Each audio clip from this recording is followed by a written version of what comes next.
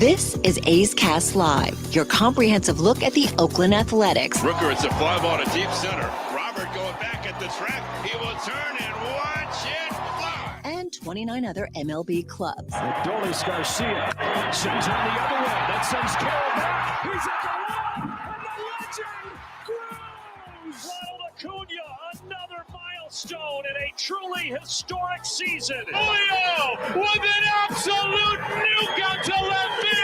It's Glaber Day. And like a good Glaber, Torres is there. Join us as we take you inside the baseball universe. From humidors to Stuff Plus to walk-off dingers, we have you covered. Spend your afternoon with us, only on A's Cast Live. Here's Chris Townsend. Well, it is Monday, and we got a jam-packed show for you today. You're absolutely going to love it coming up here in 15 minutes. He's one of the top insiders in all of baseball. Jon Morosi from Fox Sports MLB Network will join us. It's going to be great to catch up with him, as I used to do a weekly thing with him back in the day in my old radio days. So JP Morosi, John's going to be on the program. Going to be great to have him on.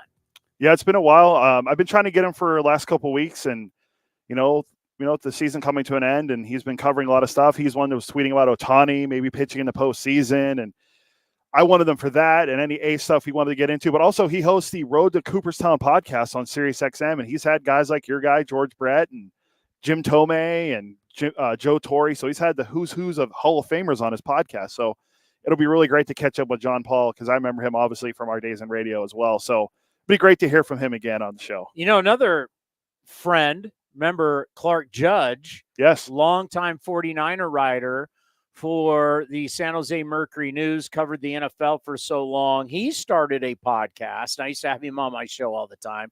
And it was The Road to Canton, and having all the guys from the Pro Football Hall of Fame on. So it's gold, right? You're getting the greatest of the greats on. So we'll talk to John about that at 2:15.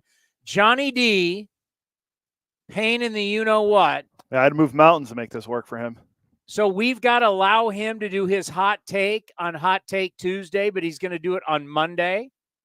I do not have – I will stick with the schedule and the protocol, and my hot take will be tomorrow. Yeah, same. I mean – so we're allowing the guy who's got to call 3 innings, which is basically a matter of, I don't know, maybe 5 minutes of the game, has got to call – the games are only 2 hours and whatever now. I mean, how long is 3 innings? Yeah, great question. That's what John Pauly said to us. That's a great question. Great question, Chris. So we'll move mountains, I guess, for Johnny D coming up here at 3:00. Lance Brozdowski, from one of our favorites, from Marquee Sports. This guy is phenomenal. He is absolutely phenomenal. He does television around the Chicago Cubs as an analyst. He is a future star. They better lock him up soon, because Lance is something special. He will be joining us at 3:30 as the A's are in Chicago to take on the Cubs. Not going to sugarcoat it. The last 2 days, not so hot. You're losing back-to-back games to maybe the worst team in the history of baseball. I know they're one-run losses. I can sell you the 36-31 since June 27th, but they better make hay here in Chicago on the north side, because the weekend was a major, major disappointment when we talk about the A's getting to 70 wins. Because right now, they're the second-best team in baseball. The best team right now from year to year in improvement is the Kansas City Royals at plus 26. The A's are at plus 15, so they're the second best in baseball, but they should be way better. I mean, right now, the A's, 12 of the last 20 games have been decided by 1 run. So many close games, so many close losses. 1-run games this year, the A's are 25-25. So if you just give me 5 more wins out of those 1-run, you're at 70 wins already. We're now talking about, man, they should have maybe won 75. Yeah. So, we can praise them for, and I know everybody that's working around the ball club right now is going to hang their hat on the plus 15. But if you look at this, And if we're going to be driven by data, and you look at the data, they should have 70 wins by now. I mean, we have to be honest. So, yeah, we'll applaud them. Plus 15, that's great, but they should even be far better. Well, yeah, the lull they hit after hitting 17 and 17 doesn't help the old win total for sure. You can't lose. You can't. I mean, come on. You got to take 2 out of 3 in Chicago. Yeah, that was a White Sox team that they're on. I think I have it. I'll get it to in a second. How many wins they need to have the rest of the year to their tragic number, essentially. To not be the Mets, it's like 8. Yeah, I think it was. They got to win like 8 of the last whatever to not be worse than the Mets of 1962. I want to say I think it was our buddies from Cespedes Barbecue who tweeted this out. Yeah, the White Sox, 12 games left, need to win 7 games to avoid having the most losses in MLB's modern era since 1901. The Angels are 13 games left, need 7 wins to avoid having the most losses in their franchise history.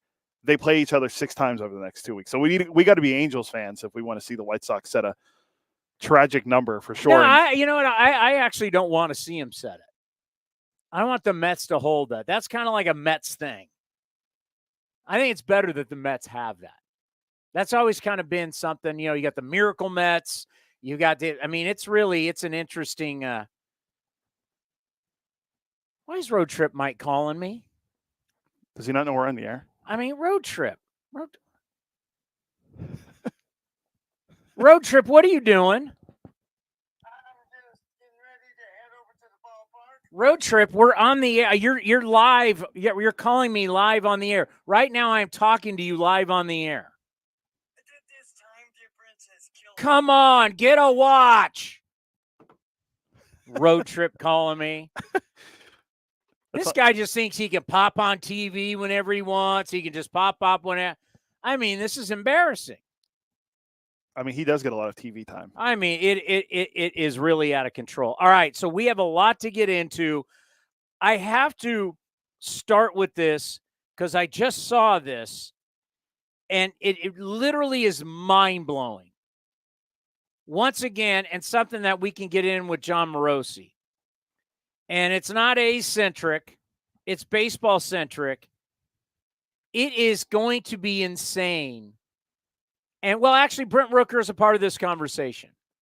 It is going to be insane, the numbers of some of the players who don't win MVP. And someday people are going to look back and go, that guy did what, and he didn't win the MVP? I mean, Rooker's year is unbelievable. Right now, he has extended his on-base streak to 25. He's hitting .347, 8 dingers, 24 RBIs, 17 runs scored during that on-base streak, and an OPS of 1,026. And the reason why he would be in the discussion for MVP is because his team has improved so much from year to year, right? So where the team was last year to where they are this year, to where he was last year to this year, as he is improved, so has the team. That gives you a little street cred in the MVP race. Obviously not going to win, going to get some votes. Aaron Judge is going to win, but Juan Soto's going to get votes. Gunnar Henderson's going to get votes. So is Santander of the Orioles is going to get votes. Jose Ramirez is going to get votes. And what the closer Clase continues to do, he's having like a Dennis Eckersley-like year. He's going to get some votes for Cleveland because they're going to win the Central. Scooble probably will get a couple votes too. I think Salvi Perez. Yeah. Well, Scooble's not getting MVP votes. You don't think so? No. To be in the top 10? Not in the top. I'm saying he'll get votes, but not in the top 10. I don't know how many votes he's going to get. I would, because I haven't even gone to the Royals guys.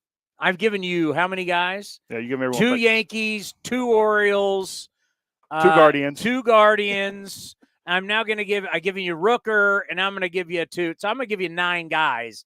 I don't know what Scooble, but Salvi Perez has had a great year as a catcher once again and solidifying that he should be a baseball Hall of Famer. I totally believe he'll be in the Hall of Fame. Yeah. MVP, World Series champion, power, has led the league in home runs as a catcher. I mean, he's done stuff that Johnny Bench did. I mean, Salvi Perez when it's all said and done. And now they're lowering the bar, putting your guy Maurer in, and then your other guy Posey in. Well, and those guys get in. Posey's not in yet. But I saw this. In a season where you have a 330 or better batting average, 40 or more doubles, 10 or more triples, 30 or more home runs, and 100 or more RBIs. That, you want to talk about filling out the stat sheet. The last time we saw this was Stan Musial. You got to go back to 1949. The guy who's doing it right now is Bobby Witt Jr. They're it. So Stan Musial hit 339, 41 doubles, 13 triples, 36 home runs, and 123 RBIs. I mean, you are such a complete player. It's sick. Did he win the MVP that year? Let's see. He had to have. Come on. It was 1949, right? Yeah. Ted won in the American League. No, Jackie Robinson won MVP. Stan the Man was second. How much you want to bet Jackie's not? Jackie probably. See what Jackie did. Jackie hit 342, 16 homers, 124 runs driven, and some more RBIs. He had 37 steals, 203 hits. Stan had 207s. They're pretty comparable, actually. Except you look at OPS. It's not close. And the home runs. Stan had 20 more homers. What was Stan's OPS? 1,062, and Jackie's was 960, so about 100 points higher. All right. Bobby Witt Jr. is hitting 331, 43 doubles, 11 triples, 31 home runs, 103 RBIs, throw in 28 stolen bases, and he's a shortstop. The most premium defensive position on the field. How does somebody have these numbers? 30-30 guy, because I'm figuring he's going to steal 2 more bases, so he'll be a 30-30 guy. That'd be for back-to-back years, I think, too, for him. I mean, how do you hit 330 plus, 43 doubles, 11 triples? Remember, he's going to add to these numbers. 31 dingers, 103 RBIs, 28 stolen bases, and play shortstop and not win the MVP. Wow. That's crazy. And there's a piece on The Athletic about how MVP and WAR and all that's been taken into account for voting and all that stuff. Because before we used to look at it, whereas who had the best batting average, most homers, most RBIs, that's who was the MVP usually. Now we look at it what's his WAR, what's the team success, all that stuff. Yes, Aaron Judge's team has more wins. They're probably going to be the best team record-wise in the American League when the season's over. So that's going to play into most improved team. If you thought about MVP, it's Bob. Yeah, it's the Royals. Yeah, it's not even close. Right, they're the most improved, and they're going to be in the postseason. How does a guy have these numbers and not win MVP? His team's improved the most by anybody, 26. Yankees have told you it's World Series or bust. So he's supposed to be doing this. Once again, I'm not taking anything away from Aaron Judge. Aaron Judge is a freak. He had his MVP moment Friday night with the Grand Slam. No doubt. But what Bobby Witt Jr. is doing, like when it's all said and done and you factor in shortstop, that's where Fangraphs WAR has Bobby Witt Jr. higher than Aaron Judge because Fangraph WAR counts defense way higher than Baseball Reference WAR. Now, I know the day after the NFL talking about WAR is not really by the way, speaking of the NFL, now, if you're listening on streaming right now, you can't see what I'm doing, but I have this is one of my game day hats that I wore on the sidelines when I was on the Raiders broadcast team. I busted out this hat. It's one of my favorite hats. Got the 1960 on it for the AFC. Raiders with a massive win yesterday against the Baltimore Ravens. Niners with a very tough loss. Don't overreact. It's not easy to win in Minnesota. Skull. And you hear it all game. You hear it all game long. Niners haven't won in Minnesota since 1992. Minnesota's a tough place 92. to win, man. It's a tough play. It is loud. By the way, out of all the stadiums I visited, Minnesota might be the best. Now it's like the newest. Like the same guys who did Jerry World and all these places, they design. I haven't been to SoFi. Because when I worked Rams games, they were still at the Coliseum. SoFi was being built. So I haven't been there. But the best one that I've been to, traveling around the NFL, Minnesota's incredible. It is a great. We getting John? I'm going to try, yeah. We'll see. It's hard to tell if he's there or not, but we could think he is.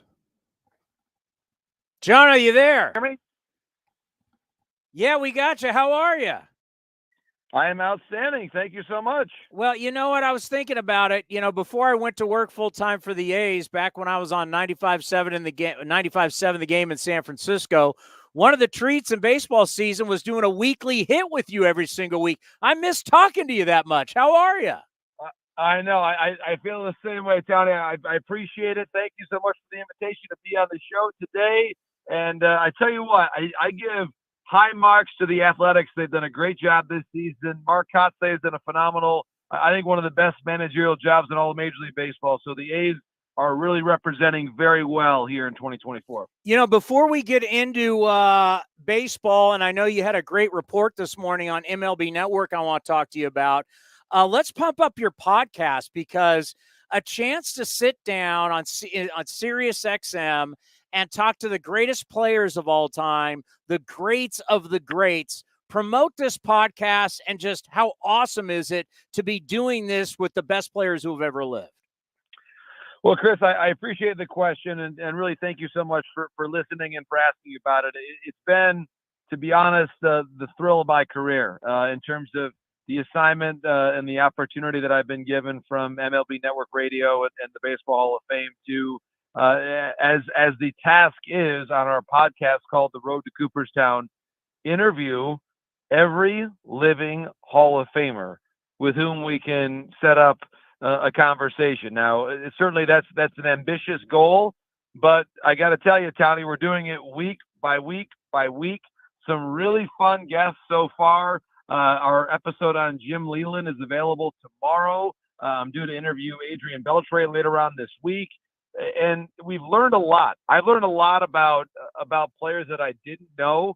And the best thing about it, Towny, is that you do your research. Obviously, we're all baseball fans, and so you study the players' careers. You're fortunate enough to watch a lot of them play during your lifetime.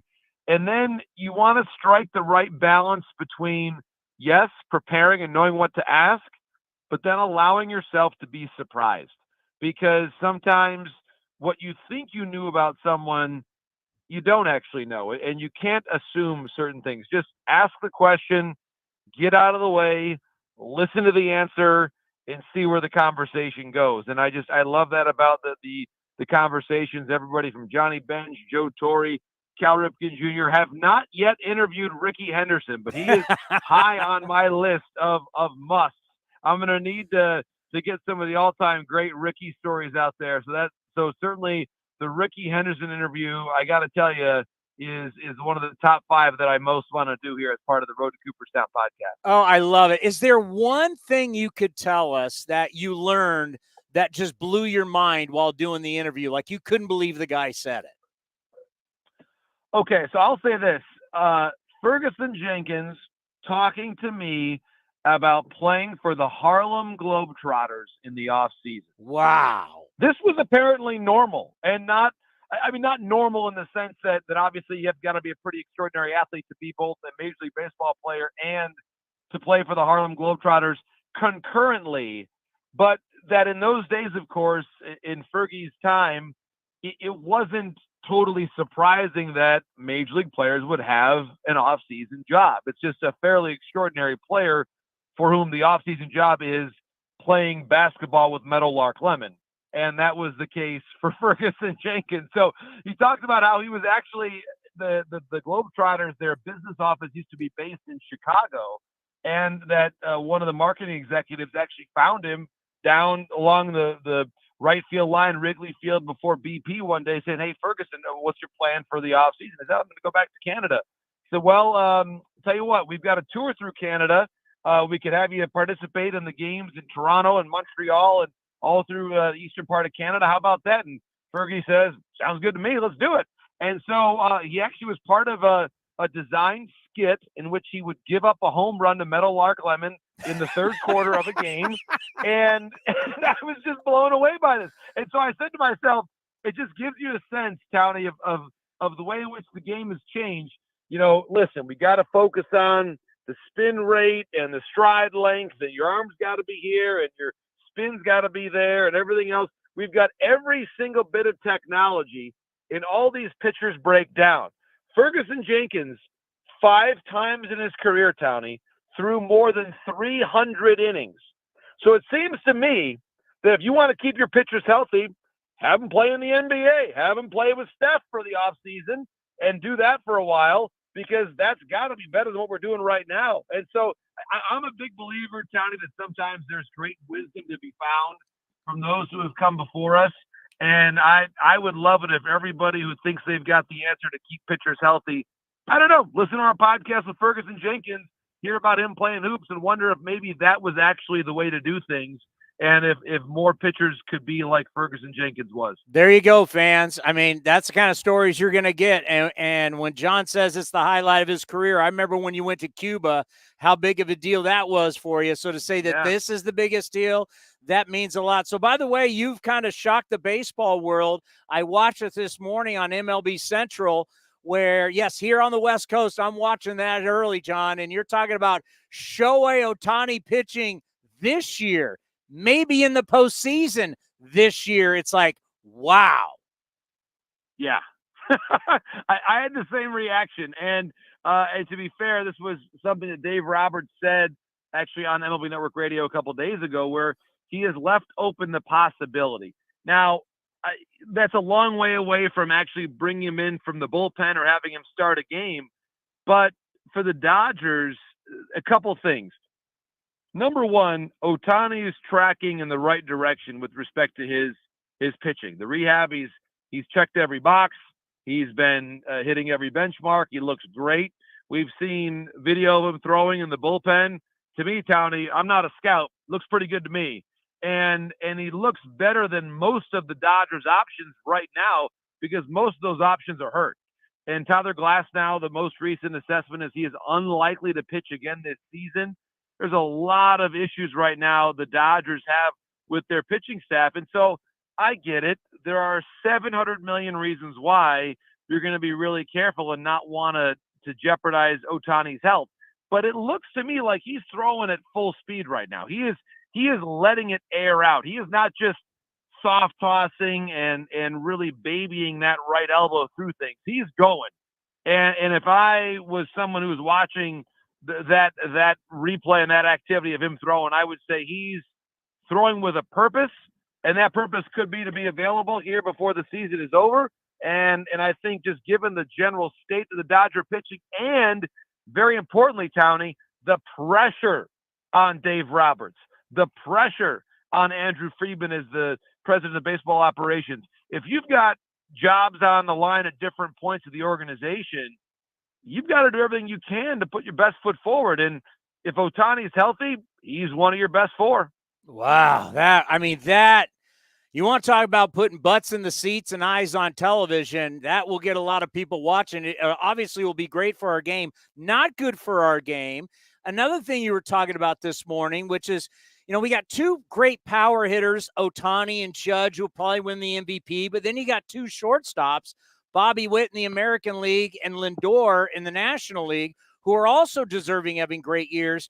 But hearing about the bad back with Lindor, what have you learned? And this could be really bad news for the Mets, they got a shot. If they can get in, they got a shot.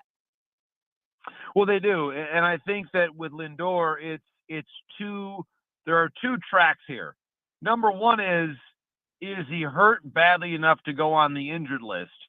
And the other element of it is, if he's healthy, how close is he to 100% of the player that he's been? And we know how valuable he is. We know what a dynamic talent Francisco Lindor is, and how much it's important to have his full athleticism, the ranginess, the power, the run production, the base running. It's a real question, and anybody that's ever had a bad back, let alone a bad back when you're trying to play Major League Baseball, sometimes when your lower back pain is so bad, it just stops you in your tracks. You can barely even move.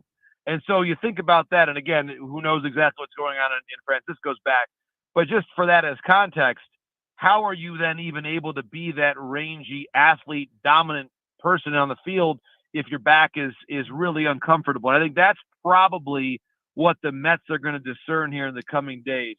Would it get better with rest, or is it so sort of messed up right now that it's going to take a full off season to actually get back to 100%, and between now and then it's just a matter of pain tolerance? That's probably where they're at right now, trying to discern what that is. In the meantime, you've got young Luis Angel Acuna coming up from the minor leagues. Of course, younger brother of Ronald. It's a really interesting story just based on his overall pass in the game, and of course the trade last year with Texas that brought him over in the Scherzer deal. So no one would have thought that Acuna was going to have an impact on the postseason, or even then, to take the big picture, that if there was going to be an Acuna impact in the NL East race this season, that it would be Luis Angel and not Ronald. But that's where we're at right now. That's how you never know exactly, Towny, how the baseball journey unfolds. And certainly the Mets, who, to your point, have had a ton of momentum in recent days, they brought Grimace back, trying to get their good vibes going. So we'll see what that portends for the Metropolitans here this week. Let's end on this. You talked about Mark Kotsay and the job he's done. He's going to get, obviously, some votes for Manager of the Year, and there's a lot of deserving candidates. Even our old buddy Stephen Vogt's going to be on that list. But, you know, when you start looking at the year Brent Rooker has put up, I think he's going to get some MVP votes. You start looking at Lawrence Butler. You start J.J. Bleday at center field is a doubles machine. Just talk about the baseball world is starting to wake up and realize another run is starting with the Athletics. Well, it really is. And I think, to me, Towny, the next question there will be the pitching side of things, and staying healthy and getting that group to a point where they're able to have a consistent turn through the rotation really all season long. Because I think that when you talk about what a lot of teams need, they're lacking power and they're lacking athleticism. And the A's have those things now. Bleday, to your point, has emerged. Brown is someone who I still trust a lot in terms of run production. Butler in the on-base streak is a great story. Brent Rooker, I saw him play for Team USA 5 years ago at the Premier 12 event, which is a high-level international event, kind of the second biggest one after the World Baseball Classic. I remember thinking to myself, man, this guy's got some power. And it obviously took some different opportunities for it to evolve to where he was able to get that chance at Oakland. And my goodness, has he ever made good on that opportunity. And as you know, great personality. You could tell he had to really earn that right to be in the major leagues through a lot of years in the minors. And you can tell that once he got there, he said, okay, this is my opportunity, my moment. I'm going to make the most of it. And I think that Rooker has really done a tremendous job. He's worked, I know, a lot on the defensive side of the game too. I have just a ton of respect for him and what he's done. So I like it. I think this team, if you look at the future of some of these franchises, obviously the Astros have to recycle through their roster. They've got Bregman coming up on free agency. The Mariners, they let go of Scott Service. They're at a bit of an inflection point. What are they going to do for offense going forward? The Angels still seem to be a little listless right now. And then Texas has really come down a lot since last season and winning the World Series. So I think for the A's, there's a much clearer path from my perspective to a potential playoff path in the next 2 to 3 years for the A's in this division than in either of the other two American League divisions right now. So they're in a good spot. It's been a great year, I think, overall on the field. And certainly I'm thinking always of the great fans of Oakland here as they enjoy the next couple weeks of the season. Well, as an insider, as a reporter, second to none, you're the best in the business. We have always appreciated your time. And best of luck with this new venture in the podcast. We'll promote it right here on A's Cast. I'll also do it during the broadcast later today between the Athletics and the Cubs. It's always great to have you on again. And we'll reach out in a little bit because we love having your insight. As we love to say, nobody better in our business than Jon Morosi. Well, Towny, you're so kind. I appreciate it. Always love our conversations over the years. You're a great friend, tremendous broadcaster. I know A's fans are very, very fortunate to be listening to you for all these years, my friend. So congrats on everything. Good stuff. You be well. Thanks, Towny. You too. Jon Morosi. Saw him this morning. I couldn't believe it. I mean, do you understand the dynamic of Shohei Ohtani, MVP, 50-50. Do you understand the dynamic of him pitching? I mean, we looked at it because we've seen him do it before, but he wasn't going for 50-50. So him coming back and potentially being a guy that closes out games for the Dodgers, I'm here for it. Yeah, but you gotta remember, this is a sport. There's rules to this sport. Do you understand the dynamic of what happens when you put him into a game? Do you see where I'm going? Yeah, well, because they were talking about that. I think they were talking about it on it was Joe Madden was talking about how you have to, you're bringing him into the game and then you don't have a DH. Well, what happens when you take him out of the game? Yeah, that's an interesting point. So he comes in to pitch and you take him out and he's not going to play the field. You lose the bat. that's why, there's. Do you understand what I mean? Yeah, I know you weren't thinking. I want you now thinking that way. Like, this is a strategy that they're going to, like Dave Roberts, you're going to have to say, okay, here we are. Give me an inning. 7th. We're in the 7th inning.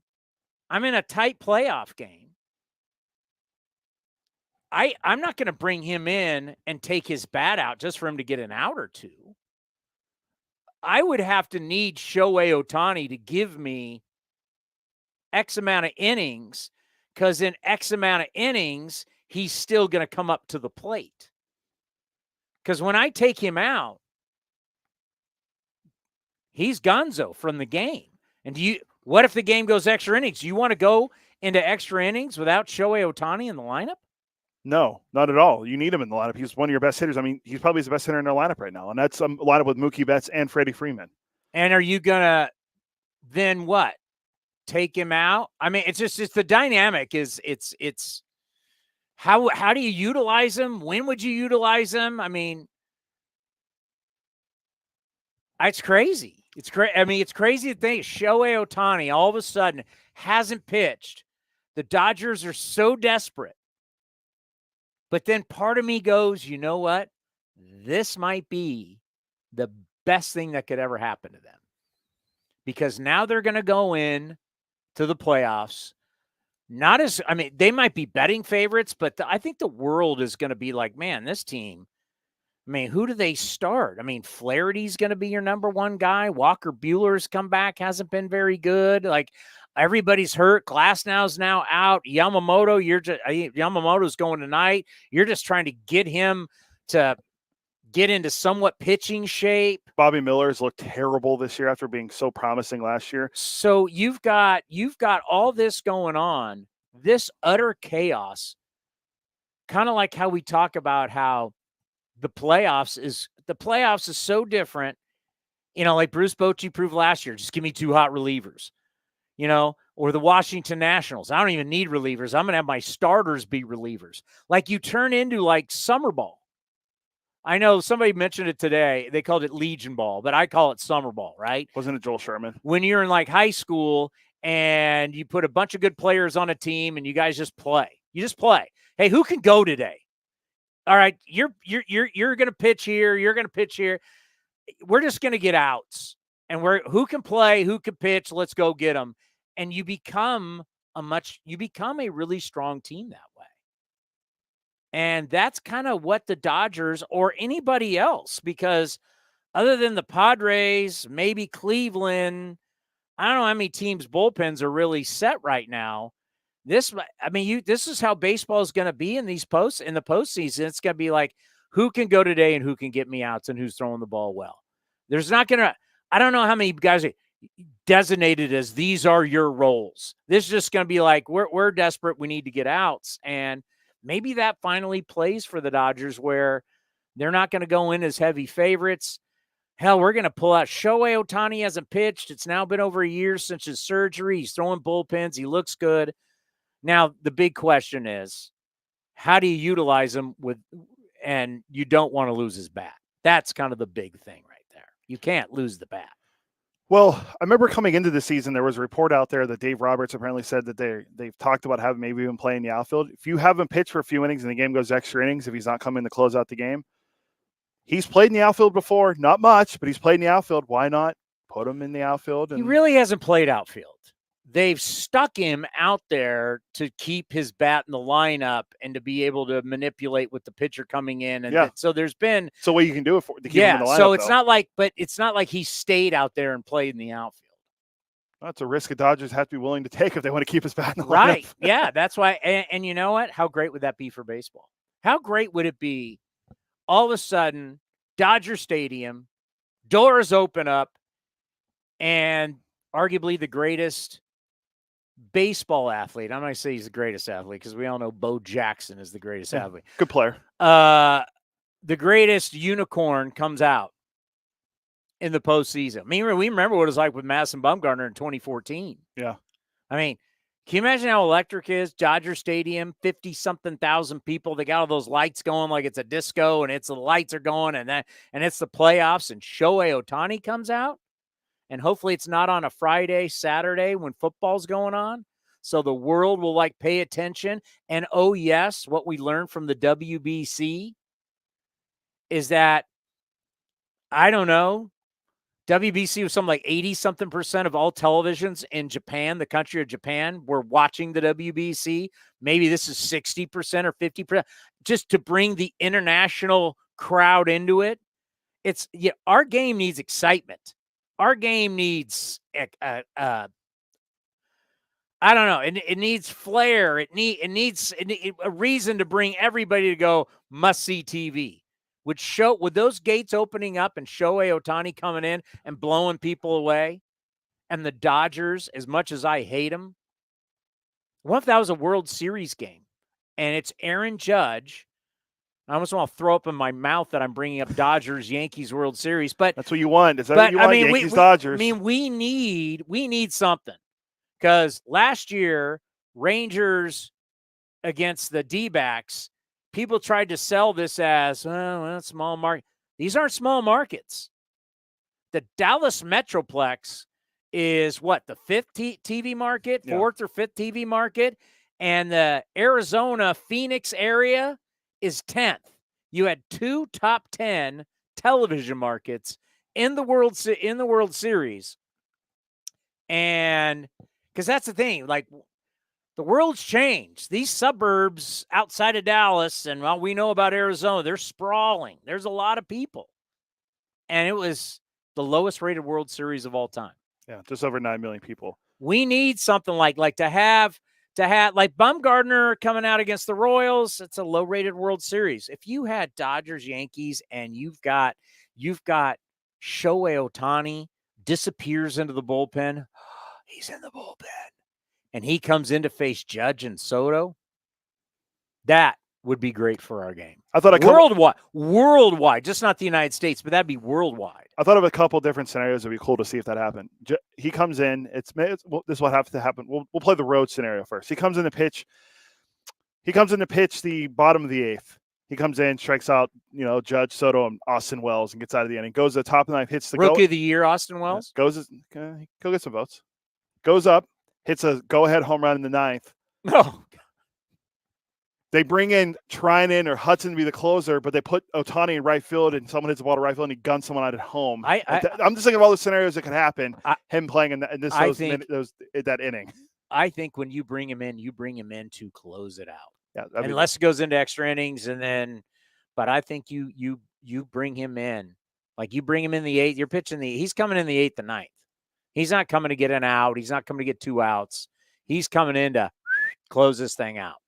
So he comes in the 8th, blows away Soto, blows away Judge.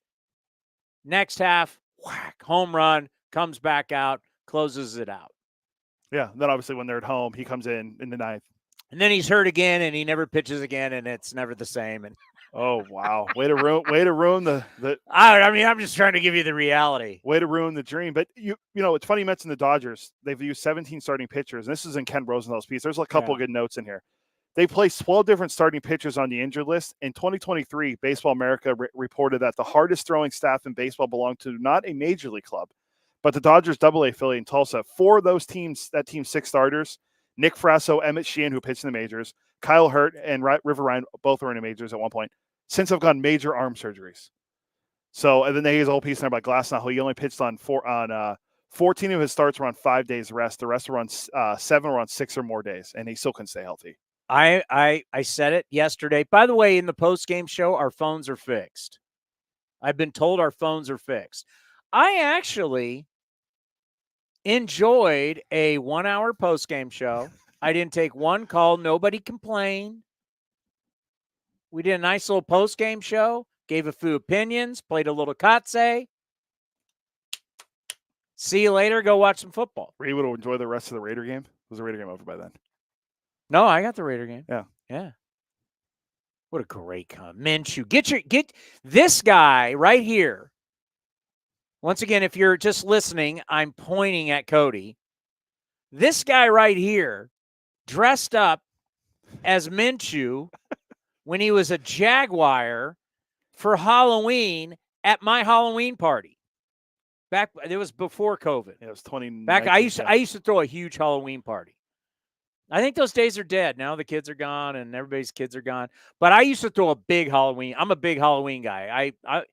I decorate the entire house. Everybody in the neighborhood comes to my house because my wife doesn't. My wife always wants me to do a classy Christmas. So I've got some reindeer. I've got a snowman. I got the candy cane, light up candy canes. It's very tame. I got snowflakes that hang from the tree. I'm very tame. But my Halloween is like Halloween threw up on my house.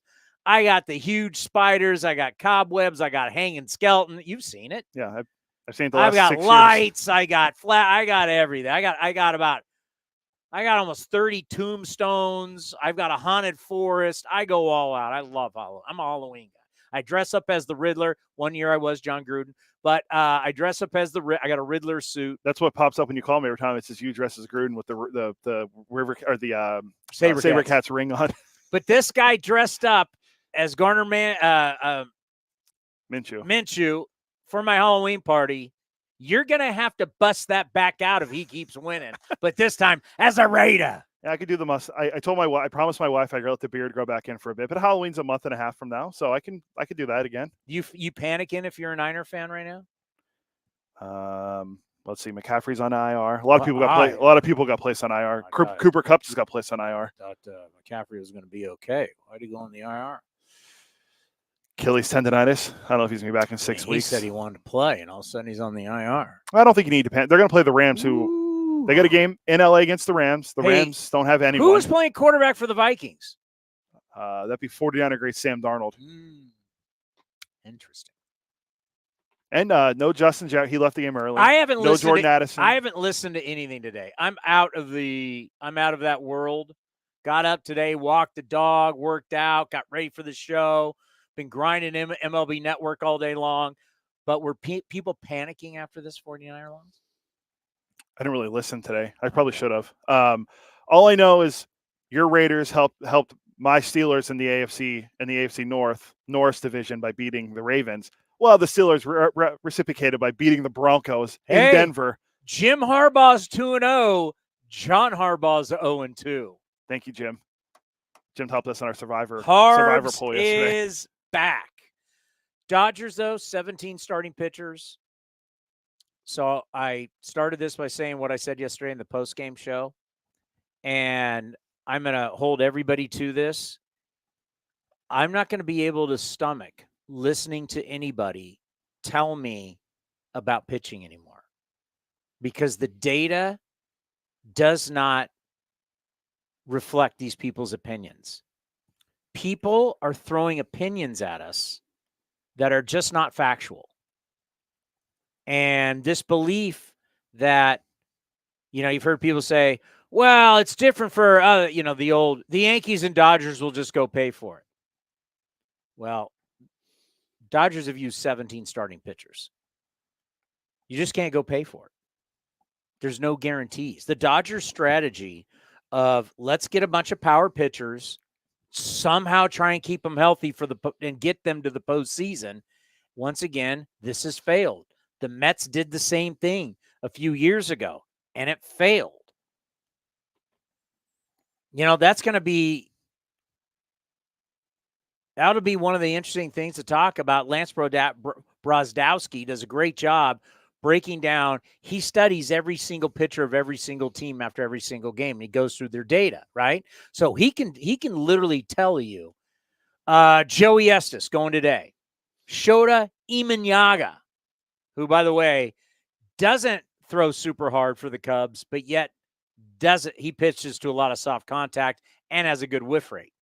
Figure that one out. But we'll get into it with him. But it's like, number one thing is, when are you going to come up with data on how to keep these guys healthy? When are you going to come up with the data where we don't have to use over 800 pitchers in a season? 836 to be exact right now. Like that right now is super important. Versus Joe Musgrove, by the way, the Padres did a great thing with our buddy Eno Saris. Did you see that? I did not. So Joe Musgrove, and it's always interesting when you look at these guys. I was a horrible college pitcher versus Joe Musgrove, who's been a legit big league pitcher. They're no hitter. So basically, Eno put a camera on him in the clubhouse there at Oracle Park, visitors clubhouse, and they're going over his pitches and his grip. And when you see the size of Joe Musgrove's hands, like you look at I'm like a normal human being, right? The ball looks so small in his hand. And he's talking about the different ways, because a ball is not perfectly round, right? Because these are all hand stitched. So how can you, even when we have smaller seams, how can you hold the ball? How can you hold the ball? Horseshoe, different grips, all the different things that you can do with the baseball. Everybody's got different sliders, different curveballs. How can you manipulate the baseball to make it move in different directions? And he was talking about the different seams and the way he got around the ball for his cutter, because he wants it to go more vertical. And then he talks about ripping down on the slider to get more, the gyro. God, there was a name there. I think he called it the rifle spin, to bring it down, to get more of the slider, to get more of a horizontal break to it. Obviously more down. And if it was to a right-handed hitter, down and away. But it was just the way pitchers like Mariano Rivera taught many people his grip. Well, why doesn't everybody pitch like Mariano Rivera? Every human being's different. I Mechanics. mean, everybody can learn his grip. You can go to YouTube and see him explain his grip. Why can't I get on there now, like, get everybody out with that same cutter all day long? It's not like he threw super hard. It was like 91 miles an hour. Mindset. No, he had it, right? And Musgrove's talking about fooling around. That's why you fool around with the seams and the ball and how you throw it. Now, what's tough for pitchers is the fact that it's not like you can go in a cage and hit and work on fundamentals. You only got so much you can work on this stuff. But it's fascinating, and we'll talk to Lance about that. But just watching Joe Musgrove go through the different grips that he's trying, because he talked about, and it's hard to explain here, but lining up the seams. Yeah, you line up the seams, and when it snaps out of your hand, and the way the ball goes through the air, and the way the seams essentially like grip the air, and then there's gravity that pulls the ball down. I mean, it's fascinating stuff. But the most important thing is, how do we keep these guys healthy? How do we keep them on the mound? How many more years can we go with this many pitchers? It's crazy to think. Yeah, I've been keeping track of this all year. The team with the least amount of starters used Seattle. They've only used 7. But you look at the Padres, they've used 8. Yankees have used 8.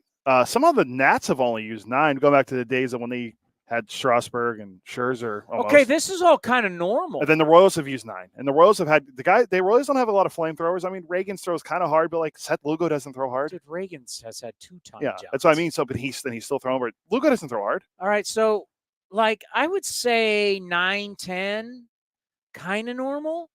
Once you get past 10. Like the A's have used 13 different starters. Isn't it on the mark? Didn't we always say Perry Manassian said Yeah. it a few years ago? I remember hearing it on I can't remember which show it was. He was pretty new at that point. Yeah. Where he goes, if you look at the data and the averages, Major League Baseball, the average team is going to use 13 starters. And you're like, God, really? 13? How many of the A's used? 13. And we're not done yet. How many? You know how many we used last year? Was it 18, 19? 24. We used 24? Yeah. Well, take openers out. Well, yeah, that includes the openers. So This year we have not used an opener. We have used 13 starters. Yes. I have them all right here. I mean, a couple of guys are hurt. A couple of guys are gone. But yeah, 13 different guys. When Brady Basso made his first start, he became the 13th. Liking me some Brady Basso, by the way. If you've watched Brady Basso in the last 2 starts, and I've actually his last 2 starts, I was doing NBC with Bip Roberts, and we're like watching it together versus me normally watching the game by myself. So I have somebody to talk to. And I'm like, wow, look at it. His mechanics are clean. Everything looks the same. And when everything looks the same out of the hand, that's that tunneling that we talk about, where the ball comes out of the hand, it looks the same, and then all of a sudden, boom, fastball stays on you. Everything comes out of the hand. Everything looks the same, curveball, changeup, right? You want everything to come out of the hand looking the same, because that's what the hitter sees. The minute the hitter sees something different, that's bad, because hitters are gifted human beings. And the minute they see something different, and then, well, first of all, they'll see it on video. They'll realize, oh, his curveball, his hand, or whatever the action is different, then they know curveball right away. Doesn't mean they're going to hit it, but it's recognition, right? One of the toughest things to do, you have a very, very, very, very short amount of time to recognize the pitch, to have the brain recognize it, and the brain tell the body to swing at it. Did you ever check out that video I sent you from MLB Network? The milliseconds or whatever it is that the humans have to see it, decide, that was a while swing. ago. Yeah. Maybe we can play that. It's Dan O'Dowd with Sean Casey talking about how much time does a human being have to recognize and fire. It is like, it's hard to believe there's like no time, but that's how hitters, great eyesight, smart, their brain works fast. There's more than just being a guy who's strong and has got good bat speed. You got to be able to recognize what's coming out of the pitcher's hand. And so that's why the best pitchers, no matter how hard they throw, their stuff is mass. And that's something that Dallas Braden was talking about in the broadcast the other day. And it's something that I used to talk about with Kendall Graveman. One of the problems that when your style is that of Kendall Graveman or JT Ginn is when your stuff is basically so much the same, right? When you have a certain release point, you're not coming from up top, but you're coming from a little more of a 3/4, and everything is either dipping in or dipping away. So basically you're pitching down and in or down and away. So hitters, they know, all right, he's either going to be here or there, and I'm going to look for one. And if he makes a mistake in one, I'm going to hammer him. So if I'm a right-handed hitter and I know I want none of that, the bowling ball sinker coming in on me, right? I'm going to let that go by, and hopefully it's not going to be a strike, right? But too much of whether it's his sinker, slider, and occasional change, they're all close when it comes to miles per hour. Because you want a good 10 miles per hour difference, fastball changeup. Like if you're throwing 91, you want that changeup to be 80, 81. You don't want it to be 86. Isn't Spence's changeup high velocity? Doesn't that's what I thought we were talking about his changeup. Mitch Spence? Yeah. Yeah, he says he throws it too hard. Yeah. Okay. I thought it was him that we were talking Lucas about. Ursic had that problem where sometimes changeup's too hard. Because if you're blowing your fastball by me at 97 and then you're throwing me a changeup that's 92, you've made it a lot easier for me to hit. Like a 92-mile-an-hour changeup, that's not a changeup. You're now throwing me just a weaker fastball with a little more movement. But now It's a lot easier for me to hit as a hitter if I'm gearing up for 97 and now all of a sudden it's 92. I got a lot better chance of hitting that, as they say, speed up my bat. So you've got to have a big difference. So that's the thing that JT Ginn's going to have to work on, is he's got to have something. Okay, I'm throwing 93, 94, let's say, with my two-seamer. Call it a sinker, but it's really it's a fastball. And it's got great good movement, right? And when I'm controlling it both sides of the plate, like I can throw it at the left-hander's hip, Greg Maddux style, and it comes back on the inside for a strike, or I can throw it and just pound it in on right-handers. But I need something that's a lot slower, because these hitters are too good. If you live in the same range of miles per hour and you don't have something that really changes eye level, that's what Brady Basso has. That's what that Barry Zito, that left-hander big curveball is. All of a sudden, think about where that comes out. When that flips out of the hand, that's above the hitter's head and whoop, comes down. So his eye level has changed dramatically compared to if you're someone like Kendall Graveman or you're like JT Ginn. My eye level never changes. You're living in two zones, and they're down and in or down and away, and it never moves from there. And if you're missing up. Well, I love when you miss up anyway. But that's the one thing what I like about Brady Basso is that all of a sudden that big curveball comes in and he can throw it at different speeds. That means that's a weapon against lefties and righties, like Barry Zito used to have. That curveball can get both sides of the plate out. It's interesting you brought up Grave, because they're similar, sinker pitchers. But you think Graveman's taller. They're both Mississippi State guys. Oh. I was thinking that when you first brought him, I'm like, Graveman. Yeah, JT Ginn's not that big. He's just a little bit taller than us. And I would say Graveman, what was Graveman, about 6'1"? Did Graveman have Tommy John? Is that why he's not? Kendall Graveman, isn't he hurt? He's not pitching this year. No. He is 6'2". 6'2". What's JT Ginn? JT Ginn. I'm going to say 5'11". 6'2". No way is he 6'2". Is he 6'2"? It didn't feel like that when didn't feel like no. It. Well, there you go. I said they're similar. 6'2", 6'2". They're the same. It's not coming from up top like a normal right-hand pitcher. It's a little more down, and it's sinker, slider, sinker, slider, sinker, slider, which works, and why Graveman became a better reliever than starter, because now you're not seeing him as much. The more you saw Graveman, the more comfortable you got. And now when you're only seeing him one inning, it's a whole different deal. Yeah, he hasn't pitched. Graveman hasn't pitched this year. Is he still under contract with the Astros? I'm going to look right now, see what's going. I swear I thought he was hurt or something. He is hurt. Who has his rights? He was early season free agent is this year, after this year. So he's an Astro. He's still an Astro, yeah. He's making $8 million, yeah. That sucks. He's such a good guy. He was traded to the Astros again last year for Corey Lee. The deadline. Yeah, I really like Kendall. Especially when I remember when we first started talking when he was with the Mariners and everything. So it's been good to build that relationship back up with him. Are we not accommodating? John, he's probably still talking to Kotze. So maybe we should pay some bills and maybe John will be back. All right. An early hot take. This better be hot if he's making us go early. He better go, hey, bro. A's are going to win a game in Wrigley. Bro, A's will hit more home runs than the Cubs at Wrigley. I've muted, so that's my bad. Come on, man. You're killing the bit. Bro. Johnny D, hot take next right here on A's Cast Live. Bro. This is Commander Cody, and fall is upon us, and Linksole has dropped their new fall line. New pants fit for a more custom experience with elevated layers and performance polos to help transition from season to season, no matter if you're wearing them out on the golf course, out to dinner, or just hanging out with friends. Some effortless looks to help you find the right look and feel for any occasion. Go to their website, linksole.com. That's linksole.com, and find out how you can unlock 20% off your next order. Remember, in the big leagues, to play good, you got to look good. Where does one community end and the next begin? Across the railroad tracks? On the other side of the river? Is it between the east side and the west side?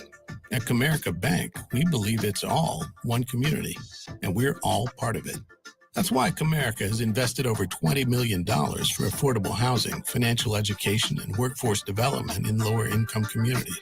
Because when we raise expectations for everyone, we all rise. Member FDIC, Equal Opportunity Lender. Hi, fans. This season, Kingsford Capital Management is the official hedge fund sponsor of the Oakland A's. At Kingsford, down to business is their way of seeing the world. Investing has its pitfalls, treacherous chasms of half-truth and despair. Kingsford's mission is to create opportunity through application of proven innovation and entrepreneurial focus with trust, tenacity, loyalty, and growth, establishing a strong reputation as a proven intended and validated bedrock of American finance. Kingsford Capital, down to business. If you haven't been to the Chicken Pie Shop in Walnut Creek, what are you waiting for? You're going to love the new menu, and it's a great place to watch all the pennant race action and the upcoming NFL and college football seasons. Come taste their world-famous chicken pie that has been served in Southern California for 86 years. Spacious indoor and outdoor dining, perfect for your next corporate party or birthday celebration. Don't forget free parking. For more information, go to chickenpieshopwc.com. That's chickenpieshopwc.com. Hey, Oakland A's fans, step up to the plate with Xfinity Internet. Get the fastest speeds and low-lag streaming for an incredible viewing experience that knocks it out of the park. And you'll have a consistent connection with reduced buffering and freezing, so you can stay in all the action inning after inning. When it's game time, make sure to catch it all with internet that's powerful and reliable. Stream sports from the best seat in the house with Xfinity, because it's only live once. Actual speeds vary and not guaranteed. Many factors affect speed. For factors affecting speed, visit xfinity.com/network management. This is the place where you can dance like nobody's watching, win like nobody's business, and get away like you mean it. So what are you waiting for? Come join the party. Take that evening out and make it a night you'll never forget. This kind of action can't be beat. With more sunshine returning, it's time to get outside and make the most of what Cinnabar Hills Golf Club has to offer. Like 27 championship caliber holes tucked in the beautiful hills of San Jose. And take advantage of their amazing Bay Area views for your next special event. It's all for you at Cinnabar Hills Golf Club, an award-winning venue designed to peacefully take you away from the bustle of Silicon Valley. Go to CinnabarHills.com. That's CinnabarHills.com. Being a Chevron car these days has been quite the adventure. Miami to Seattle, ocean to ocean. I've stopped at so many states and collected so many bumper stickers. Sometimes I feel like a moving passport book. It's just so great what I can do with Chevron with Techron, because it gives me unbeatable mileage and keeps my engine clean. Plus, there are so many Chevrons along the way. Now the only thing I'm worried about is where to go next and where to put all my new bumper stickers. Chevron with Techron, fueled by possibility. If you're looking for a new mattress, Nest Bedding has you covered. Sleep on the same mattress Hall of Famer Ricky Henderson sleeps on. Nest Bedding is the #1 brand of online mattresses and the Bay Area's favorite mattress store. Take home the Easy Breather pillow. The New York Times calls it their #1 pick. You can navigate their easy-to-use website, nestbedding.com. That's nestbedding.com. Green and Gold fans, use the coupon code Oakland and you get 10% off your entire order. Nest Bedding, love where you sleep. And the underdogs, Oakland Athletics, win their first championship since they were in Philadelphia in 1930. Hi, I'm Raleigh Fingers, Hall of Famer, 3-time World Series champion with the Oakland A's and World Series MVP. Winning takes teamwork, skill, and heart. So when you need an ace for a personal injury lawyer that will win you the game, go with the winning team. Call Venardi Zerata at 833-VZ-FOR-ME or go to vzlawfirm.com. Venardi Serrata, the official injury law firm of the Oakland A's. Like sports, business is about winning. Championship decisions are business decisions based on what it takes to help your company win. And that's why there's UBO Business Services, specializing in helping you win every day by streamlining workflows, managing documents, and providing the best-in-class office technology. Make your championship decision with UBO Business Services. Visit them at ubeo.com. That's ubeo.com. Streaming from the studio, A's Cast Live continues with Chris Townsend. All right, what do you think the hot take's going to be? Something about deep dish pizza. Bro, deep dish pizza didn't live up to the hype. You think Johnny is rushing his hot take because it's going to be about deep dish pizza? You never know. Johnny's unpredictable. He's a wild man. There he is, Johnny D. How are you, buddy? Good. How are you guys? Good All to right, see you. First of all, just how great is it to not leave your hotel? It's the greatest ever. I'm so used to Sunday packing up or whatever the day is where you pack up and you just get ready for the next, which is, look, we live an incredible life as it is, but to not be able to be in that hotel for 7 straight nights and not have to leave is ridiculously good. I love it. Where are you guys staying? Ritz-Carlton, right there downtown. So, yeah. 6 straight days at the Ritz-Carlton. You kidding me? I know. It's an embarrassment of riches. It is. Seriously. I don't feel guilty. I spent 30 years in Holiday Inn Selects, with all due respect. You know? That is awesome. I mean, it's a Ritz-Carlton. It is amazing. Mickey Morabito is the best. All right. Before we get to your hot take, you have listened to Mark Kotze today, right? Yes. You're going to be our Johnny on the spot. Okay. Any news notes that we should know about? You know what? They just asked him to kind of go down memory lane with Craig Counsell. There was a little bit about, Butler just having the day off just because, he's coming off that sickness, just perfect day to give him a blow with Imanaga going, with the lefty going, just day off, just a little day of rest after being sick, that kind of thing. So there was just kind of some housekeeping stuff, but nothing too crazy. Jacob Wilson leading off. Yes, I like it. Wilson leading off, and he's getting a feel for the big leagues, and I'll tell you what's been impressive to me, Towny, is his defense. I didn't hear much. We heard about his bat to ball, how he can hit. You didn't hear much about his defense, but his internal clock's good. He's making nice plays to his right. He's going up the middle well, working with his second baseman well. I've been impressed with his defense. I didn't hear much about his defense coming in. He's pretty good. And something that we need to throw out there too, we've been waiting for it, and I think we're starting to see it. One of the great signs right now, if we're trying to really be positive, is Zach Geloff and his play in September. No question about it. Just using the entire field. Just his swings are better. He looks more comfortable, more confidence in the box. And look, I mean, as you mentioned yesterday, in September, over 300. He's hitting well. So I think it's a great sign. Remember, you always say, not how you start, it's how you finish. They remember kind of the last month. That's what the impression they're left with. So he's been really good, and he's a quick twitch guy. Like, he's going to hit. He went through a horrendous slump, but I'm glad that they stuck with him. He didn't go to the minor leagues, worked through it, and now he's having a great finish to his season. Well, the thing that when you look at a guy and you see him have the success of last year, and you look at this year. The big thing about his success last year was his ability to drive the ball to right center. Yes. I don't mean get hits to right center. I mean drive the ball to right center. Yes. And then he can go foul pole to foul pole. It's like we're starting to see a little more of him being able to drive the ball to right center. And it's just not getting – it's just this year, and I don't know why. You really have to talk to him about it. And he probably is not going to talk to you about it until after the season, but just – they have learned to beat him inside routinely, but his strength is, even with the balls inside, is to go the other way. That's the thing. He's so strong. When you see him, he's a big guy with pop. Remember, you talked about he was a third baseman, right? Yeah. He's a big guy with a lot of strength and a lot of speed. It's funny. His brother's here. Jake watching him play. His brother's going to the fall league, so his parents are here, and Jake's here. And Jake and Zach are completely different players, right? Like, Jake has a much better arm. A little more pop, a little more raw power, but not as fast as Zach. So it's interesting watching the brothers together. They look exactly alike. It's wild, but I'm excited for 2025 for Zach Geloff. I really am. I'm glad he's been here the whole year.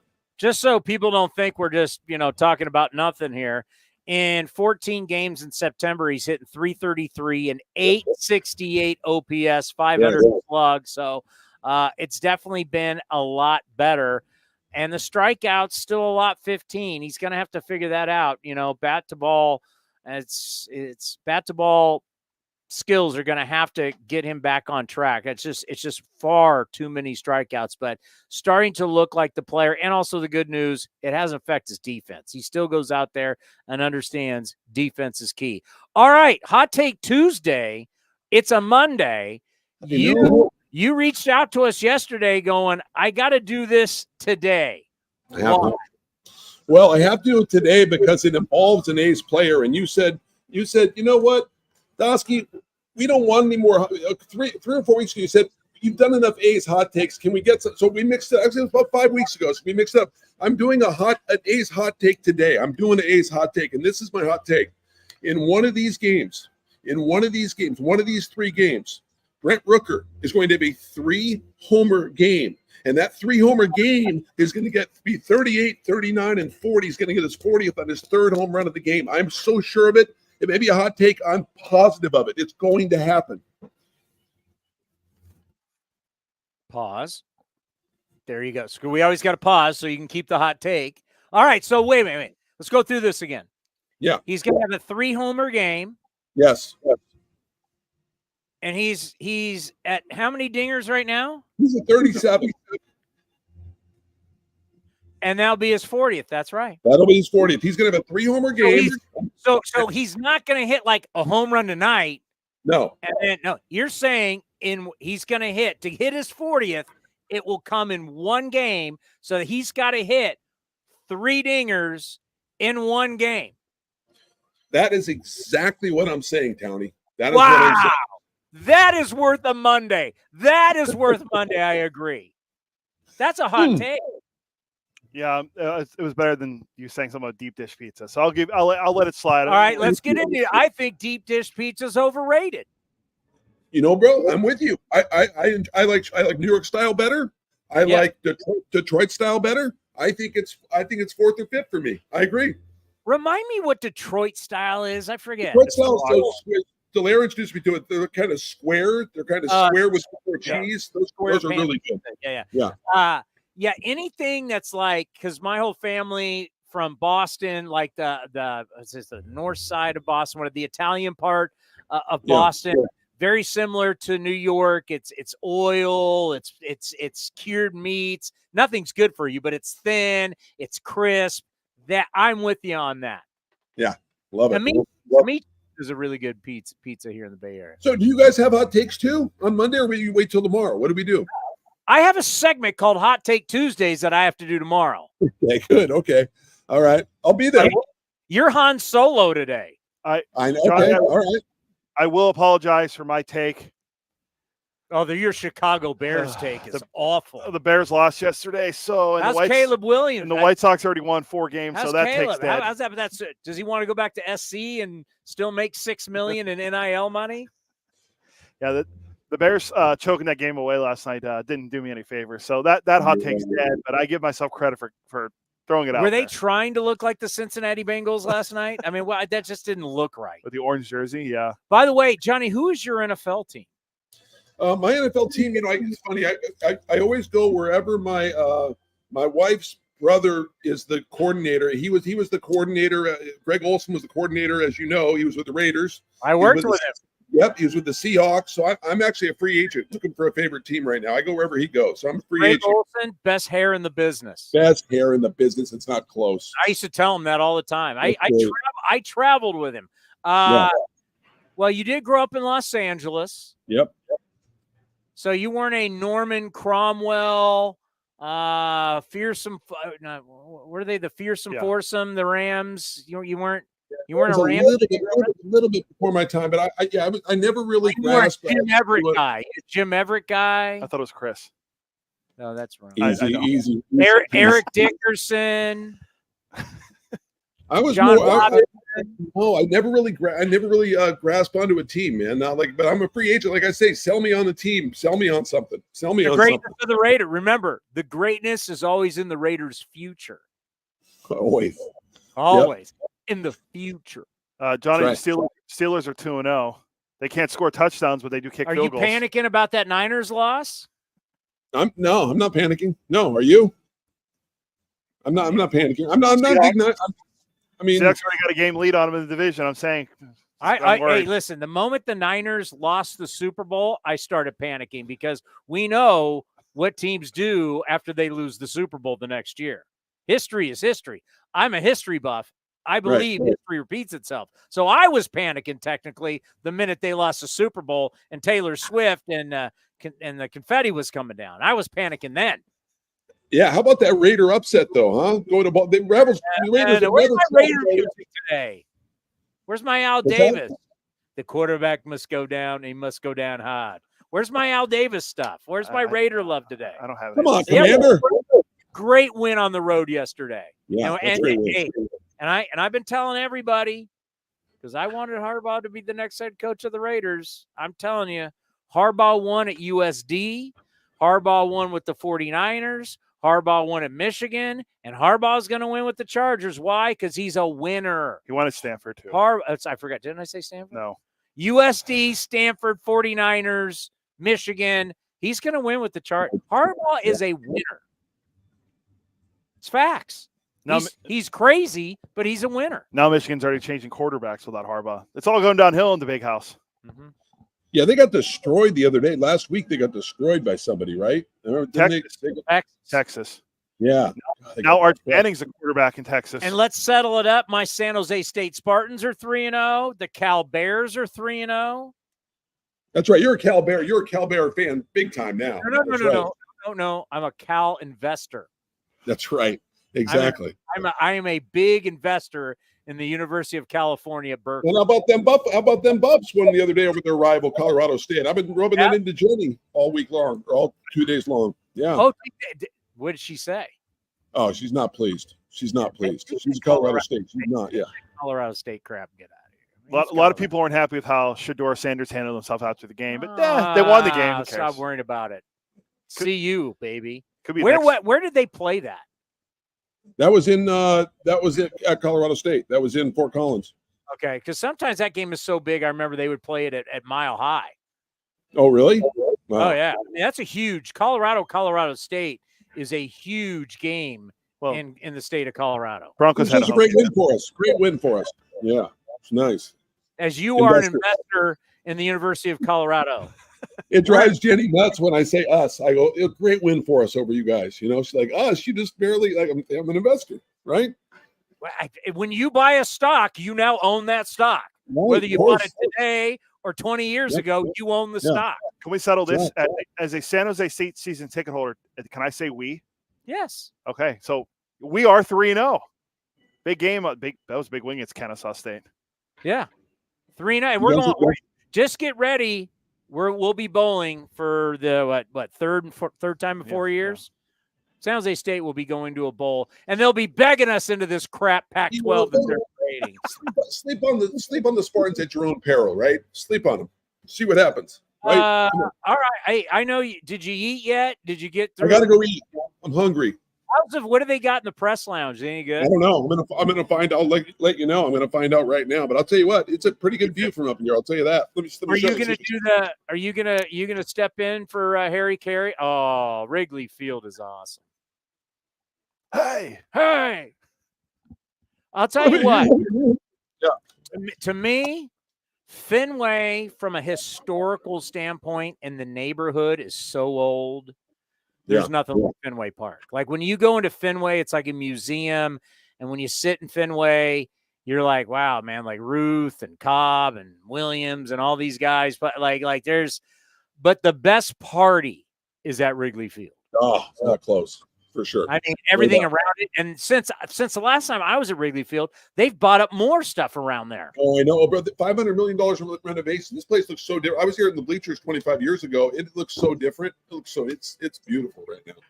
Yeah. Enjoy the broadcast because these are, I'll just say this. It's a little better than the Southside. I know.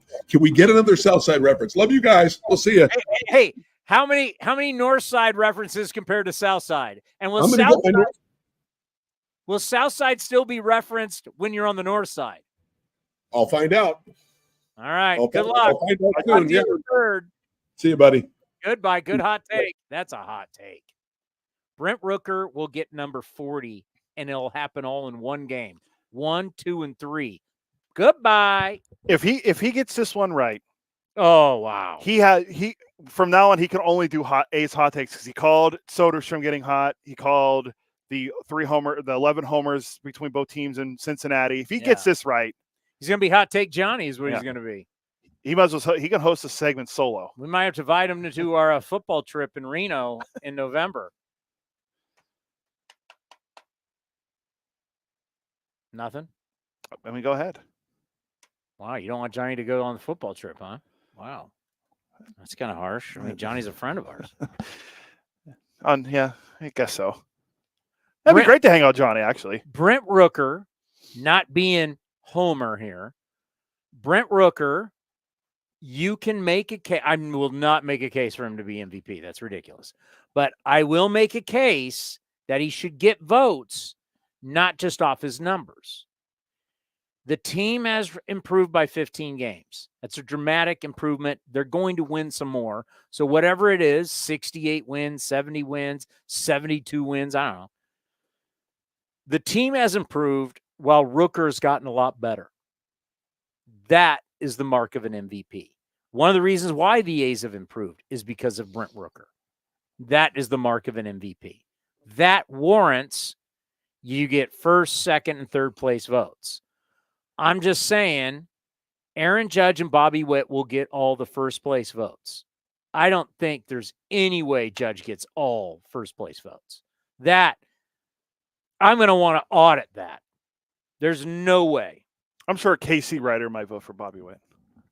Bobby Witt deserves MVP votes. Absolutely. First place MVP votes. Absolutely. I'm just saying Brent Rooker deserves some. I don't disagree at all. I think he'll definitely be he'll be a top 10 guy easily. I mean, he was tied for second in the league, in the American League in RBIs. I don't know easily. Just because, like I said earlier, Juan Soto's going to be getting votes. You got the two guys in Baltimore. By the way, your Orioles stink. Your Orioles, the rebuild. And okay, Mr. Rebuild. They have not won a series against a 500 team since May. Independence Day, July 4th. Oh, wow. Remember how much we were talking about the Orioles have fallen off hard. Our guy Cole Irvin got DFA'd again. Oh. Claim him. Get him back. He'll eat innings. Bring him back. We want our Cole back. It's great for the show. So you got the two guys. You got Gunnar and you got one of the great names, Santander. I'm telling you, Santander sounds like he should be fighting Zorro or a bullfighter, right? Santander's got over 40 jacks. Yeah, I was going to look how many home runs he's up to now. He is at 41. They're going to look at him and go, well, he has a 2.8 WAR. He's only hit 240. He's got OPS. OPS is well above league average. He's got a 135 OPS plus. And oh, by the way, wasn't he a Rule 5 guy? He didn't draft him or sign him. He's like a Rule 5 guy. That sounds right. Let's see. That's an incredible Rule 5 pick. Yeah, 2016 Rule 5 pick from back then the Indians. Think about that. You Rule 5 this guy in 2016. It's 2024. He's still in your organization. He's a switch hitter, and he's got how many bombs? 41. Jesus. How old is he? He's 29. Is he a free agent after this year? Yes. Good for him, man. What a great Clemente was a Rule 5 though guy, right? Correct, yes. So Roberto Clemente, was Roberto Clemente Day Saturday or yesterday? It was yesterday. Yesterday. The great Roberto Clemente is the greatest Rule 5 pick of all time. Yes. I think we went through this so far. The other guys are like Rule 5 picks. No one sniffs him. I think he's the only Hall of Famer who was a Rule 5 I'm guy. going to look up. Let's see. Bip Roberts. My guy Bip Roberts was a great Rule 5 pick. Mark Canna was a great Rule 5 pick. The past decade, but let's just see who they have. Number 1, Mark Canna. Anthony they have Canna ahead of Santander. Ooh. But that was before this year. Yeah, I about to say, ooh. Garrett Whitlock, Dubal Herrera, Brad Keller. It's dropping off fast. Tommy Canley. It's dropping off fast. Noda made the list. It's dropping off fast. Yeah. So that's just the last 10 years. years. I'm saying most Rule 5 guys don't don't pan out. There's Clemente on this list. Clemente, Hack Wilson. There's no way. They had Rule 5. Christy Mathewson was a Rule 5 pick. I don't believe this. They had Rule 5 back then? Oh, Joey Bats. That's a good one. Jose Bautista. Josh Hamilton. Oh, for him. Yeah, that would make sense. Johan. Okay. Presley. Bobby Bowe. How is Bobby Bowe a Rule 5? Who Rule 5'd him? The Pirates did? From who? When he was a Pittsburgh minor leaguer, he was selected by the White Sox in the Rule 5 draft and then traded back to the Pirates a few months later. Okay. George Taco Bell, the MVP, one of the great sluggers of the 80s for the Blue Jays. Nasty Nestor. All right. No, Darren O'Day. Dan Ugla. He had some big years. Joaquin Soria, former A. I mentioned her. The Flying Hawaiian, Shane Victorino. He was actually selected in the Rule 5 draft on 2 separate occasions. The Padres took him out of the Dodger system, and then I think the Phillies did. So then I am factually incorrect saying that the only Hall of Famer is Roberto Clemente. If Christy Mathewson and Hack Wilson, I can't believe they had the Rule 5 pick in the early 1900s. Yeah, let me see. Is that true? This is from Yardbarker. Let's see what this says. Wilson played for 4 teams during his 11-year career, but his best days came as a Cub after Chicago selected him in the Rule 5 draft, and he went on to the Hall of Fame in a Cubs hat in 1970. So I guess they did have Rule 5 back then. Interesting. Well, what about Christy Mathewson? He was picked by the Reds in the Rule 5 draft and then subsequently traded back to New York. He debuted for the Giants in 1900. They had the Rule 5 draft in the 1800. What, in 18 what? That's crazy. And back in, 125 years ago. All right, who do we have? Do we have anybody left that we're bringing on today? Yeah, Lance. When? In a couple minutes. In a couple minutes? Yeah. Yeah, because we got to actually get it. We haven't even talked about, we've got big matchups in the Central, right? Starting today, we have huge matchups when we look at the American League Central. We got the Twins and the Guardians, and we got the Tigers and the Royals. Yes, the Tigers they have stayed on their heater. Right now, the Guardians are going to win this division. There'd have to be a total choke job. They lead by 4. But right now, the Royals are in the 2nd spot in the American League wild card. Twins have the 3rd, and the Tigers are just 2.5 games back with the Mariners. Tigers keep going with openers, and the Tigers have battled. Yeah, and they're a lot of hashtag respect to the Motor City Kitties. A lot of their guys have gotten healthy. Kerry Carpenter is now back playing, so getting him back in their lineup has been a huge boost. I'm not Torkelson has done crap, but getting Kerry Carpenter back has been a big plus for them. Lance Brozdowski from Marquee Sports. He's fabulous on pitching. He's going to join us next right here on A's Cast Live.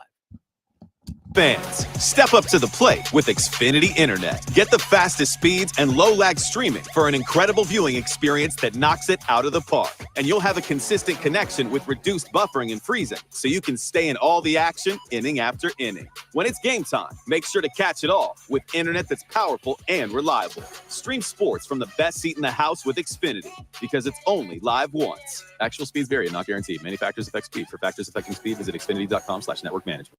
Where does one community end and the next begin? Across the railroad tracks?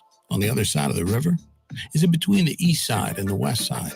At Comerica Bank, we believe it's all one community, and we're all part of it.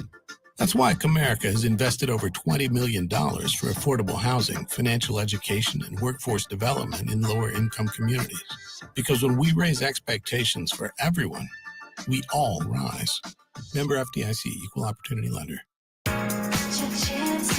This is the place where you can dance like nobody's watching, win like nobody's business, and get away like you mean it. So what are you waiting for?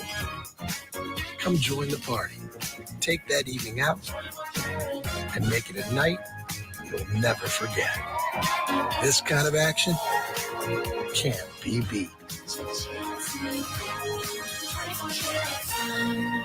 This is Chris Townsend, and it is summertime. You want to look your best, and I can't tell you how excited I am. Commander Cody, we've got our new shipment from Link Soul, all the summer gear. So whether you're playing golf or you're going out for dinner, you're hanging out with your buddies, or you're going to the beach, go see our friends at linksoul.com. And right now they have an offer where you can get 20% off.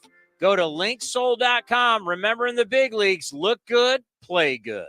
Hi, fans. This season, Kingsford Capital Management is the official hedge fund sponsor of the Oakland A's. At Kingsford, down to business is their way of seeing the world. Investing has its pitfalls, treacherous chasms of half-truth and despair. Kingsford's mission is to create opportunity through application of proven innovation and entrepreneurial focus with trust, tenacity, loyalty, and growth, establishing a strong reputation as a proven intendant and validated bedrock of American finance. Kingsford Capital, down to business. With the sunshine returning, it's time for golf, and more golf at Cinnabar Hills Golf Club. Cinnabar Hills is also your destination for great food with their beautiful renovated restaurant and quality craft beer selection at their full bar. Featuring a grass driving range and 27 championship caliber holes, Cinnabar Hills Golf Club is the best public course in the Bay Area. For more information, go to cinnabarhills.com. That's cinnabarhills.com. Ever wondered what a 30-foot tall pistachio looks like? A giant redwood or Big Sur? Chevron with Techron will be there to help you see them and tons of other places you have to see to believe. Because with unbeatable mileage and a clean engine, cars feel great. So next time you want to fill up on a little adventure, an awkward family photo, or a new commute to work, make sure to fill up at Chevron's along the way. Your car and your memories will thank you. Chevron with Techron, fueled by possibility. If you're looking for a new mattress, Nest Bedding has you covered. Sleep on the same mattress Hall of Famer Ricky Henderson sleeps on. Nest Bedding is the #1 brand of online mattresses and the Bay Area's favorite mattress store. Take home the Easy Breather pillow. The New York Times calls it their #1 pick. You can navigate their easy-to-use website, nestbedding.com. That's nestbedding.com. Green and gold fans, use the coupon code Oakland, and you'll get 10% off your entire order. Nest Bedding. Love where you sleep. You're listening to A's Cast Live. Here's Chris Townsend. Well, everybody, it's time to sit back and learn a little bit about baseball. And I say it all the time. Marquee Sports better sign this guy up long term, because if they don't sign Lance up, he's going to be somewhere national real fast. How are you, my friend? Doing great, Chris. How are you, man? I'm doing well. Hope life is good for you there in Chicago. The A's are in town, and we're like, we got to have you on. How's everything in your world going so far this year with the Cubs? It's been good. It's been really good. Yeah, a little disappointing, I think, on the performance standpoint of the team. They had a really tough month earlier in the year that I think kind of sank what we're running into now, which is the fact that they basically need to win out to have a shot, which, again, probability of happening is very, very low. So I think things are kind of winding down here from an expectation standpoint of them getting into the playoffs. But maybe that means we get some of the young guys up, which I always love seeing. So, but it's been a good year otherwise, for sure. It's been a fun team, despite the results being somewhat underwhelming. All right, so Scott Emerson, our pitching coach, has agreed this offseason we're going to go through a bunch of videos, and he's going to talk about what the A's look at, you know, the Edgertronic cameras, Rapsodos, and everything, and talk about how the baseball moves through the air and what they look at. We're going to go through all of that. I saw really Joe Musgrove did with our buddy Eno Saris from The Athletic. Saw that too, yeah. See the video, and I was showing everybody, like, I was a bad college pitcher, I admit it, but I have normal hands, right? And I was like, if you could see this video of how big his hands are around the ball and talking about the different grips, because we explained to people how a baseball is not perfectly round. It's hand stitched, right?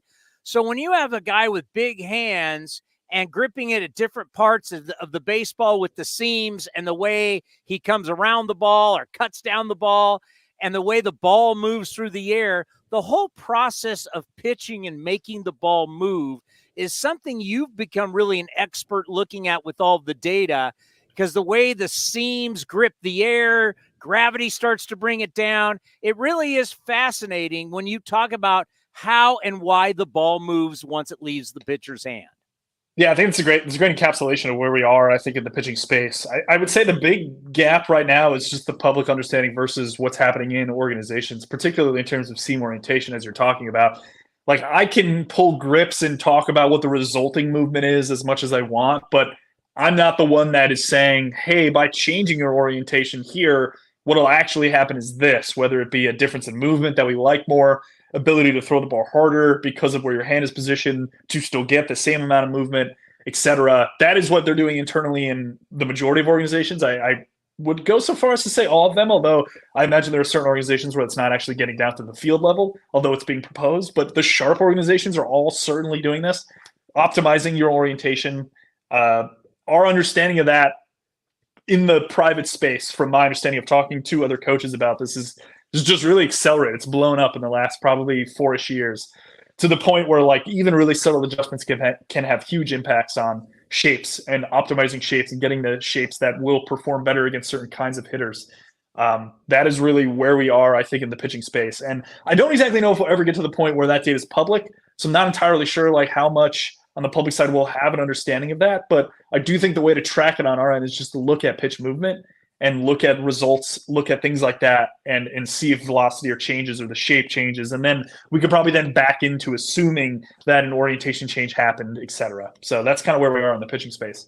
You know, I always bring golf into it because golf is really the study of how the human body moves. And I think really with pitching, we have started to realize that whether you're short, whether you're tall, whether you're skinny, whether you're wide, what kind of flexibility do you have? Long arms, short arms? Are you a short armor? Are you a guy that really gets out there and releases it? How do your scaps, your scapulas, how do they work? I mean, we can talk about pitch shaping, but certain body types allow you to do certain shapes. There's so much that goes into pitching that people we just think everybody gets up there and tries to throw as hard as they can, and that's how it works. And really, body types and what pitches you throw, it all kind of certain guys are going to.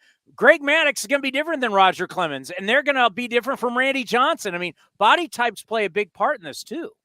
They do, for sure. And I mean, that's probably the other bucket of things that are becoming much more in vogue in terms of what more modern teams are doing in terms of trying to optimize pitchers. You have like the orientation stuff on one side, and then the other side is using a lot of like markerless motion capture data. So most organizations now have something called Kinetracks in ballparks that allows you to get basically segmentation of body parts and how they move relative to one another. Look at the relationship between those body parts, like how much separation are you creating from your torso to your lower body, and how much force are you sending, or not actually force because they don't force place in the mound, but let's think about it from the perspective of like how quickly your lead leg is flexing back to send energy back through the chain. Like there's a lot of these points and dials that you could turn. And I think, as you're saying, a lot of those then relate back to the orientation side, right? It's like if you have a guy who moves a certain way and you know you can't get him to spin the ball this direction or get this much lateral movement, is there a way you can achieve that through orientation or through something else that doesn't have to do with the body, so the guy can move naturally how he moves and we can still get to it plus shape along those lines? There probably is a bucket of guys that just throw as hard as they want. I do think that's the case in a lot of, I would say a lot of relievers. That might be an exaggeration, but there's definitely a sample of relievers, I would say, where that is pretty much all they do. And they might be successful doing that, you know? Guys are moving so fast, I think it's really hard to control a lot of those finite motor movements really far down the kinetic chain, like what's happening at the hand, which I think has a lot of impact on where the ball ends up from like a release standpoint. So yeah, it's fascinating to see how this stuff develops. I think some teams are much sharper on the side of like understanding how body relates to shapes as opposed to others who I think may be taking more of like an aggregate approach where it's like, we want everyone to do this and we'll see which guys pop off of it, and we're willing to take some risk in that we mess up certain guys. The organizations are never going to say that, but I think at the end of the day, some of that is somewhat apparent based on what you see in the minor league data and the major league data in terms of preference with certain shapes. What teams throw more sweepers, what teams throw less forcing fastballs. The Red Sox are a great example this year in terms of just really backing off anything that's a fastball that gives up damage, particularly forcing fastballs. So despite organizations all saying they're going to individualize guys, I do think certain orgs are kind of tipping their hand based on what they're doing with their pitchers in the minor leagues and in the major leagues. Well, your videos and explaining things that we get from StatCast are really second to none. And when all that information about bats, how the bat works and bat speed, we talked to you after you made like your first video. Now you've had time to really digest it and look through it on an everyday basis. Is there anything new that you've learned since StatCast released that data? Yeah, it's funny. I feel like we had that new data for a bit, and then I don't want to say everyone got tired of it on the data side, but I think we very quickly realized that we're missing some critical information, specifically on the contact point side of things. Where is the hitter making contact? Because the majority of the time, the guys who say are successful with fastballs and velocity have shorter swings, and the guys who are really good against sliders and breaking balls have longer swings. That's purely a byproduct of where the contact point is occurring in the zone. I think once we have that piece of information, and then maybe we add back some attack angle things, which is like, where's the bat relative to perfectly parallel line in space? Like, when is that guy starting to swing up at the ball? You go back to like the Ted Williams science of hitting. He was like the OG guy on swinging up, which is so fascinating to me because we had this weird space in the early 2000s where everyone thought that you had to swing down at the ball. And it's like, no, that just doesn't happen in the majority of cases. The vast majority of cases, probably 99% of hitters, maybe Luis Ariz is like one of the few who could succeed without probably swinging up at the ball too much. But he's just got a crazy, crazy flat swing. But that, like, when you're getting up, when is that upturn in your swing coming? The steepness of one guy's swing versus another. We could probably get to it to some extent through like launch angle.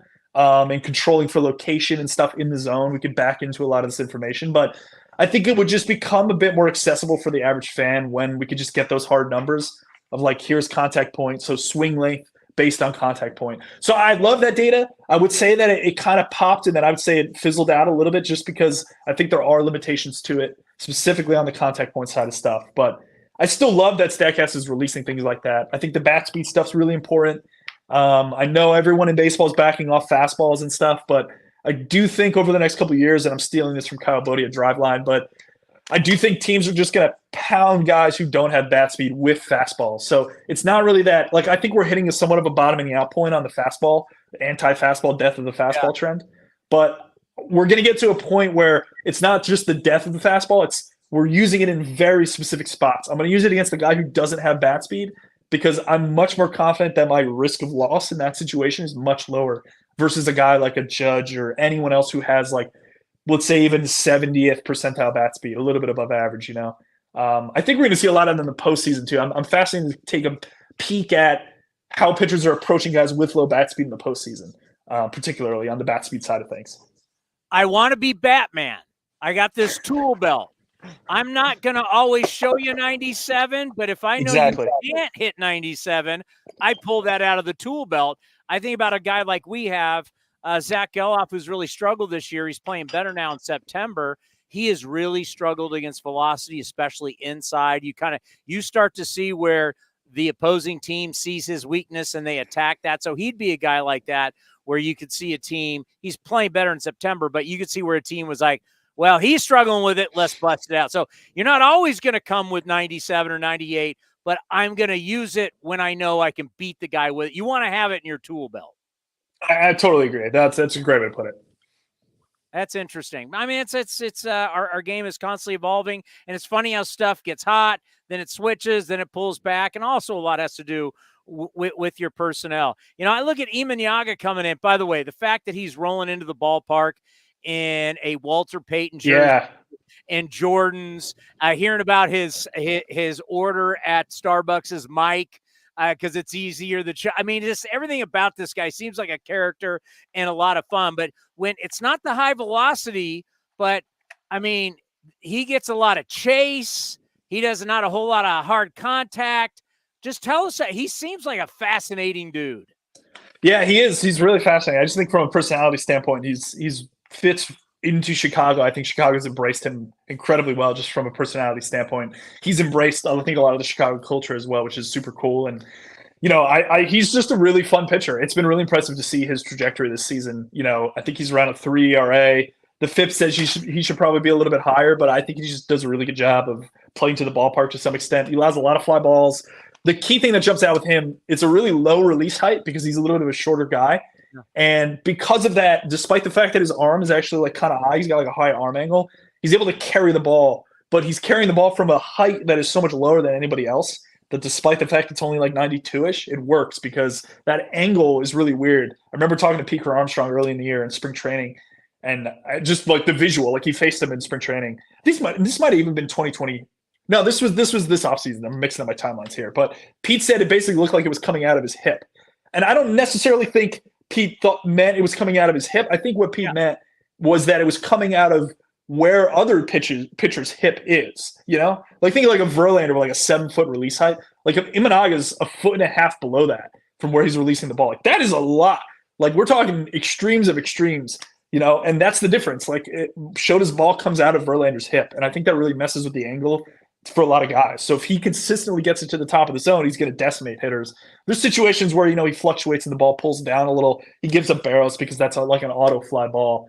And usually he does work in the park. He works at Wrigley Field. Like this field consistently pushes balls in from left field in just because of the wind patterns. We've seen that a lot this year. There's a lot of balls really hung up to left field. So he just makes a lot of sense. He's tough against lefties. He's got a sweeper and some other pitches. And again, because of the angle, teams usually stack righties. Most of the fly balls he's allowed at Wrigley just don't get out. So he's I don't want to say he's the perfect pitcher for this park, but his weakness is fly balls and barrels to pull side for righties. And he's able to avoid those being maximized from the damage perspective in a variety of ways. And I haven't even talked about the splitter, which is a really good pitch too. But he's a very fun pitcher, man. I just really enjoyed watching him this year. I'm fascinated to see how he develops long term. Yeah, he's been a great story in our game, and he's a character too, which is we need more of that in our game. We've been tracking. It was 863 pitchers last year used. What are we at right now? 836. We're at 836, and we still got time to go. That's growth. Yeah. I mean, I'm not going to ask you to fix the injury problem because that's not fair. But it's very obvious that the strategy is throw as many different looks at hitters as you can. That is the strategy. I understand front offices are paid to try and win games, but the problem is we're trying to sell the entertainment factor. We're trying to make our game greater, and throwing 12 pitchers in a game, we're losing the stardom of starting pitchers. We're losing the stardom of pitching. I get it. Do you see any hope in sight? Because using 800 plus pitchers a season, there's truly not 800 people qualified to pitch in Major League Baseball. Yeah, in terms of whether I see a fix, the hard answer is no. I think that's a byproduct of the fact that I think the only fix can come from league mandates and rules. Like rule changes have to guide this if we actually want to see change. And I think that's going to be very tough from like a bargaining standpoint, right? From the MLBPA versus the league and such. Like that is, I think it's an incredibly complex problem. I do think it'd be great to have the DH, like a double hook DH tied to the starting pitcher. And then, you know, a minimum, if you don't record 18 outs, you start the game and record 18 outs, you lose the DH. I'd love that. Like, I think that's fantastic.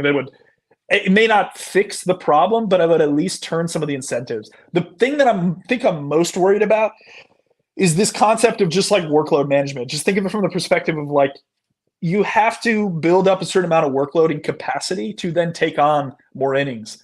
The worry I have slightly is that we're getting to the point where, because pitchers are incentivized not to go 6-7, the sample is just going to continue to shrink, and it's going to be really hard to push it back out. It's going to take multiple years, I think, of like grooming and teams understanding that there's value there, value capture there, really incentivizing, taking guys and really pushing their workload to the point where they have the capacity to throw 180 innings every year. My worry is that we're just running into spots where guys are being pulled after 5 so often that capacity for those guys over time is just going to keep trickling down to the point where then expanding it back out might even cause more injuries, where you have all these guys who haven't been stressed and pushed, especially if they're in an organization that really isn't tracking workload.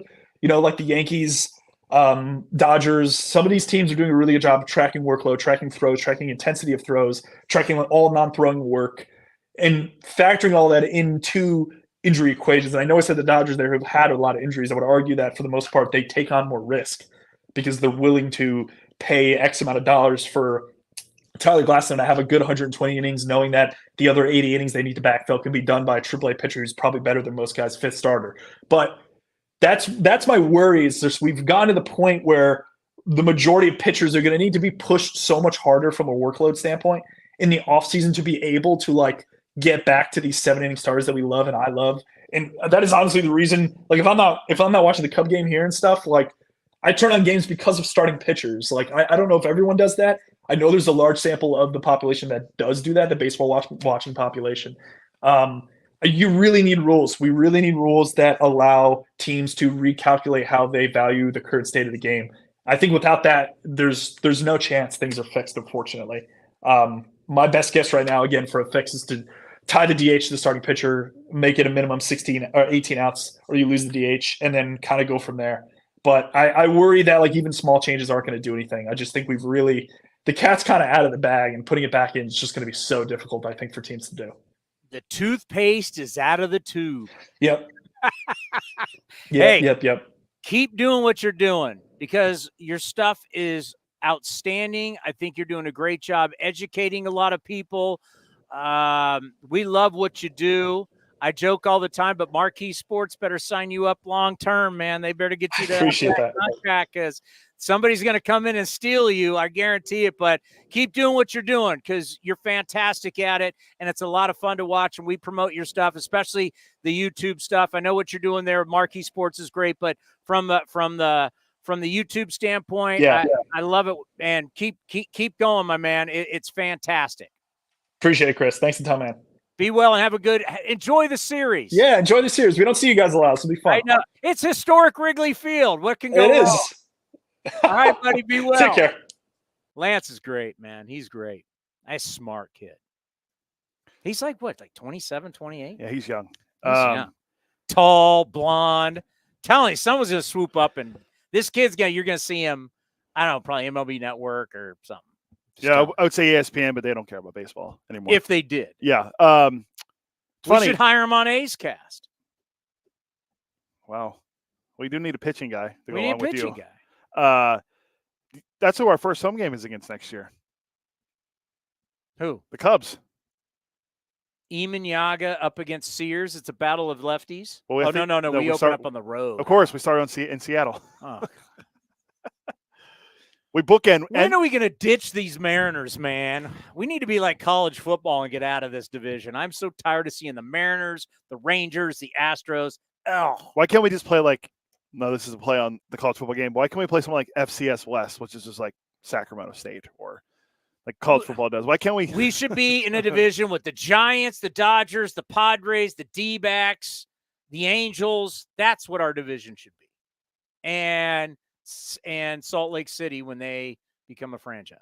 Where's Seattle go then? I don't care. It's not my problem. We don't get paid enough to worry about when UCLA and USC went to the Big Ten, do they care where anybody else went? No, I don't care. It's not my problem. Speaking of UCLA. Oh boy. Big Ten Saturday night. Big Ten. It was the first time one of the new teams played a big team, and it was on Big Ten Saturday night, and Indiana whooped them at the Rose Bowl. Indiana. Not Penn State, not Ohio State, hell, not Illinois, who's having a good start to the year. Indiana football. Yeah, it wasn't basketball. Michael Penix Jr. They ain't walking through those doors for Big Indiana. Ten Saturday night. Oh, it was horrible. Horrible. Well, it wasn't horrible. I mean, you know, get used to it. UCLA is in financial trouble. They don't have money to pay players. There's a reason Chip Kelly left. Yeah, and they're one of their guys that worked there is now the head coach of San Jose State. Good luck. Good luck. Well, remember, if you didn't know, UCLA's they're in Los Angeles. That's Deshaun Foster said in the Big Ten Media Day.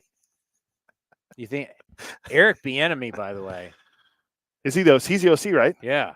Oh boy. I mean, remember this guy was a running back in the NFL. This guy was a great running back at Colorado. Eric Bieniemy's watching a little.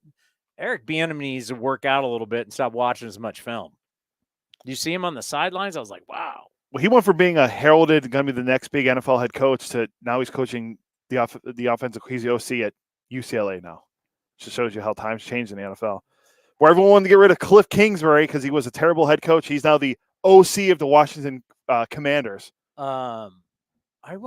forgot to ask Lance. Panic in Chicago about the Bears?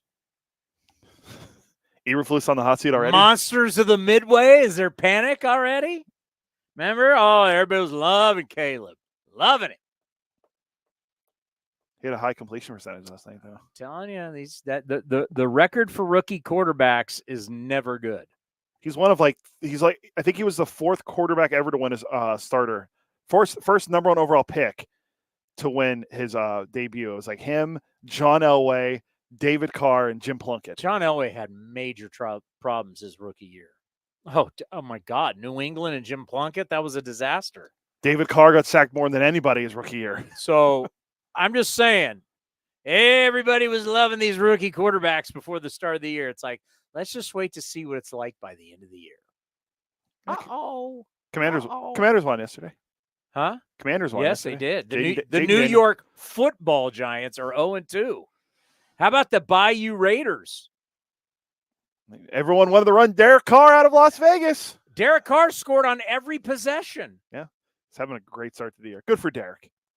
Derek Carr is one of the nicest guys in the world. So I said good for Derek. He is such a good person. And they beat the Derek Carr is the kind of guy you want to marry your daughter. That's the kind of guy Derek Carr is. And he stuck it to the Cowboys, even better. Oh, yeah. How about them Cowboys? All right. The Cowboys already. I love it. Drama. Oh, the Cowboys getting rolled yesterday is great. There was a lot of great stuff yesterday. There was great stuff Saturday. My Spartans won. Cal won. There was really... Sanford was off, but they probably would have lost anyway. Raiders won. Niners lost. Oh, Debo's going to miss some time. Debo's going to miss some time, though, apparently, with the calf strain. No. Panic? Is there panic? Is there panic with the 49ers already? I don't know what's going on with Shanahan. Is the faithful panicking already? Oh, no, not you, not the faithful. You can't say it's too hot at Santa Clara because it's in the 60s right now. Yeah. It's going to be hot. Is it too hot? Is it going to get seriously? It's supposed to get warm again in a couple days. I walked outside today and I was alarmed. Like, it's like 60 degrees. I'm not ready for winter or fall yet. I don't want any more 90-degree days. I'm over it. I love hot weather. All righty, coming up next. Dude, Lance was fabulous. Jon Morosi, thank you. Johnny D's hot take. Coming up next, it's A's Total Access. We're getting you ready for the A's and the Cubbies at Wrigley Field. We're back tomorrow at 2 o'clock. Yep. Right here on A's Cast Live. This is Commander Cody, and fall is upon us, and Linksole has dropped their new fall line. New pants fit for a more custom experience with elevated layers and performance polos to help transition from season to season, no matter if you're wearing them out on the golf course, out to dinner, or just hanging out with friends. Some effortless looks to help you find the right look and feel for any occasion. Go to their website, linksole.com. That's linksole.com, and find out how you can unlock 20% off your next order. Remember, in the big leagues, to play good, you got to look good. Where does one community end and the next begin? Across the railroad tracks? On the other side of the river? Is it between the east side and the west side? At Comerica Bank, we believe it's all one community, and we're all part of it. That's why Comerica has invested over $20 million for affordable housing, financial education, and workforce development in lower-income communities. Because when we raise expectations for everyone, we all rise. Member FDIC, Equal Opportunity Lender. Being a Chevron car these days has been quite the adventure. Miami to Seattle, ocean to ocean. I've stopped at so many states and collected so many bumper stickers. Sometimes I feel like a moving passport book. It's just so great what I can do with Chevron with Techron, because it gives me unbeatable mileage and keeps my engine clean. Plus, there are so many Chevrons along the way. Now the only thing I'm worried about is where to go next and where to put all my new bumper stickers. Chevron with Techron, fueled by possibility. This is the place where you can dance like nobody's watching, win like nobody's business, and get away like you mean it. So what are you waiting for? Come join the party. Take that evening out and make it a night you'll never forget. This kind of action can't be beat.